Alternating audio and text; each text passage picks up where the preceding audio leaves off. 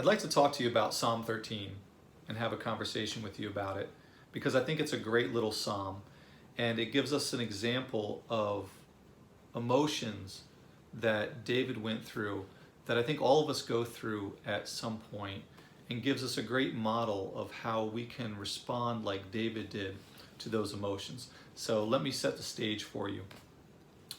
In this psalm, David talks about there's this anguish in his heart. He feels like God has abandoned him, and there's this enemy trying to take his life. And so he's crying out to God, asking for God to save him, to rescue him. And he starts the psalm by asking God four how long questions. He says, God, how long will you forget me? How long will you hide your face from me?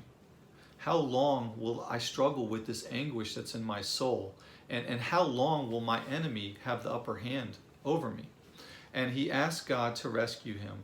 And he asked God to not let his enemy be able to gloat over his downfall.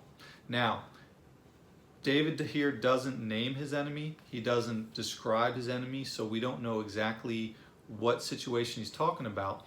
But it wouldn't be a wild stretch of the imagination to think that David here is talking about King Saul. King Saul was the first king of Israel, and he tried to take David's life on a number of occasions. He was very jealous of David. David was this up-and-coming guy, anointed to be the next king, and Saul was very concerned and jealous of David.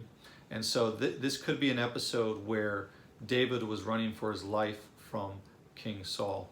We don't know for sure, but in any case, I think we can relate to this psalm, not because there's a king trying to kill us, and hopefully nobody has anybody trying to kill them. That's probably not the case with us, but we all do have our own enemies. There's three enemies that I think we all share in common, and that first enemy is our flesh. We are born sinners by nature, and we struggle with our flesh. Our flesh wages war against us. Our flesh wants to choke out our fruitfulness. It wants to take our very life if it could. And so we struggle with the enemy of our flesh. And then the second enemy that we struggle with is the enemies in the unseen realm. I'm talking about dark spiritual forces. I'm talking about Satan and his demons. Satan hates God, and he hates us because we are made in his image. And he wants nothing other than to thwart God's plans for us, for the world, and to give us every obstacle that he can. So that would be the second enemy I think we all face. And then finally, the third enemy is this world system, this present world system that we live in. This world system is not designed for our greatest good. It's designed to present idols and obstacles for us, to give us idols to chase after, to compete with our heart's attention over God and over the things that we should really be doing. So those are the three enemies I think all of us struggle with: our flesh, Satan, and dark spiritual forces, and then finally the world system. Now, at this point in the psalm, when it seems like David is at the point of almost losing all hope, it takes a turn. And I think it's really important to see what happens here. This is where David says, "But God, I have trusted in your unfailing love." And when I think about what David must have had in mind when he thought about God's love, is I think he must have had God's covenant love in mind. We can talk about God's covenant with Abraham. And he promised Abraham three things. He promised that he would make Abraham a great nation. He promised that he would give them a land. And he also promised that he would bless all the families of the earth through Abraham. So I think David must have had this covenant love at least partly in mind.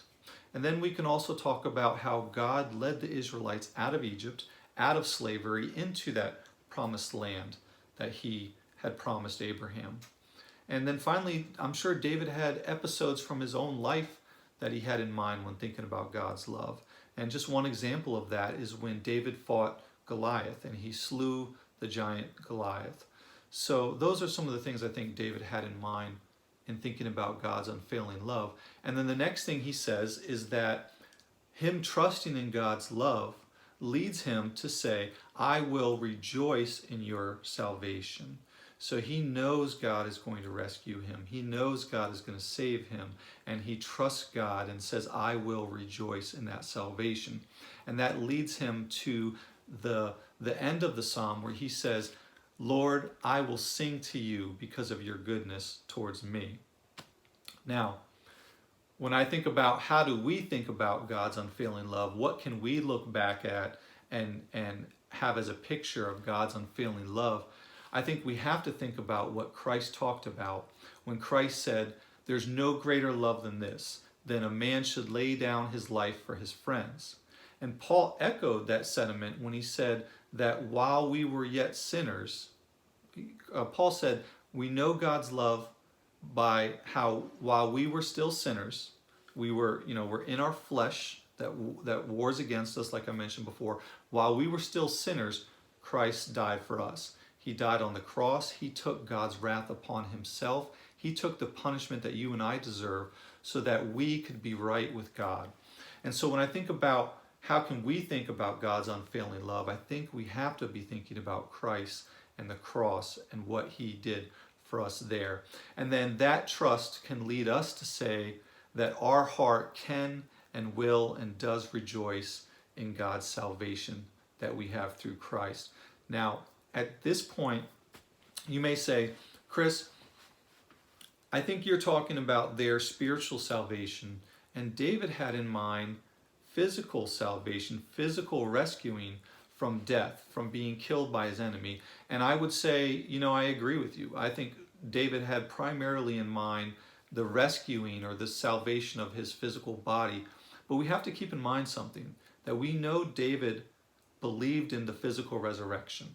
We know David believed in the prophecies of the coming Messiah, the coming Lord, who would restore all things and would lead to a physical resurrection where David would be present with his Lord in the new kingdom and the new creation. And so while David trusted in physical salvation, I think he also trusted in the ultimate salvation, which includes spiritual salvation, which includes ultimately the resurrection of his body. And so I think it's fair to say that we can relate to David trusting in salvation in a very similar way that David did. And then I just have one last question I want to leave you with. If we're trusting in God's unfailing love, if we're rejoicing in his salvation that we have through Christ, can we agree with David that, Lord, we will sing to you because of your goodness towards us?